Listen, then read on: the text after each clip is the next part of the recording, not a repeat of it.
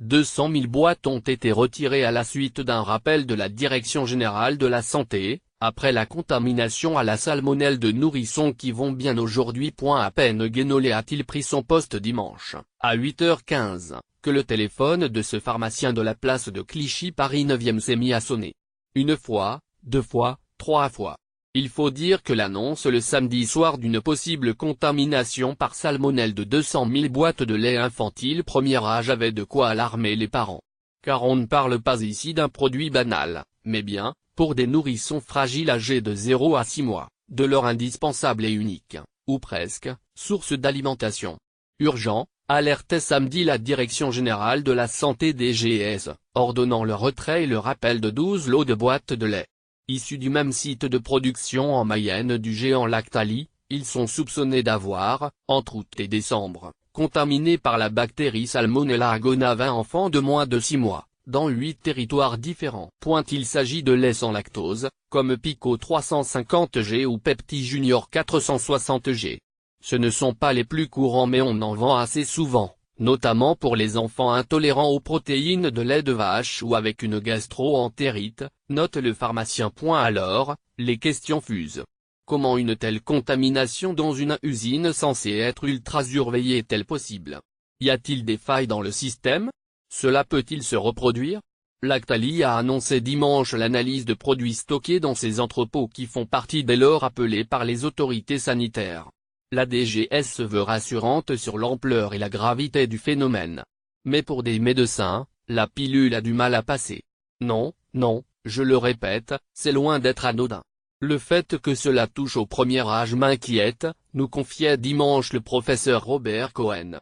Le pédiatre et infectiologue pointe le risque de gastro sévère, mais aussi de septicémie. Un numéro mis en place, mais indisponible dans l'officine parisienne. Un papa est venu d'Épotron a troqué sa boîte incriminée de Pepti Junior pour une de Novalac Allernova. Un autre, Harold, est là pour la gastro de Tillet. Son garçonnet de 3 ans n'est pas concerné par le lait mais son papa fulmine. Il y a quelques mois, c'était les couches pour IND et l'air en référence aux produits toxiques présents dans des couches dont notre journal avait fait mention dès octobre 2016, maintenant le lait pas bon. Franchement, ça fait peur. On se dit que nos gamins ne sont pas protégés et, en même temps, on est dépendant des géants, des lobbies. On n'a pas le choix. Plus loin dans la rue, Glédy qui promène Pierre, son cadet de 5 mois, demande si cela peut prendre l'ampleur du scandale du lait frelaté en Chine en 2008. Si nous en sommes très loin, l'interrogation montre l'inquiétude ambiante. Lire aussi chez Lactalis, on ne comprend pas. Pour rassurer, Lactalis a mis en place un numéro vert, le 0800.120.120, accessible de 9h à 20h. Mais voilà, j'ai essayé des dizaines de fois, s'agace Vincent. L'habitant de l'Essonne voulait des précisions pour le lait Pico que prend Quentin, son petit-fils de 5 mois qui traîne une vilaine gastro. Sans réponse, la famille a fini par faire venir SOS médecin. Jusqu'à 20h, le numéro vert répétait en effet inlassablement la même chose. Désolé, votre appel ne peut aboutir. Île-de-France, Auvergne, Bourgogne, PACA, Aquitaine, Pays de la Loire, Basse-Normandie, Centre. Médecin de formation, le professeur Benoît Vallet est le directeur général de la santé DGS. C'est sa direction qui a donné l'alerte samedi soir et demandé le retrait des 200 000 boîtes de lait potentiellement contaminées. Comment vont les 20 enfants contaminés? Benoît Vallet. Bien.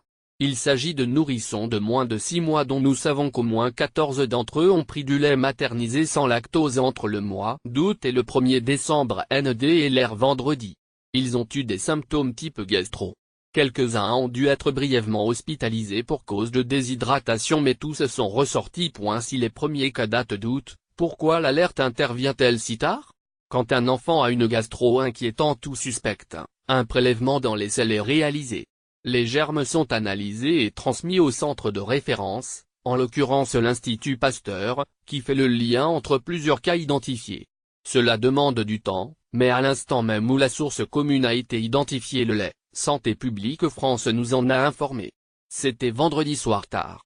Nous avons mis immédiatement en place le réseau d'alerte, médecins, pharmaciens, et informé le public samedi soir sur les laits retirés mais aussi sur les alternatives. À 20h20, samedi, Mais le numéro vert n'était accessible que le lendemain à 9 h.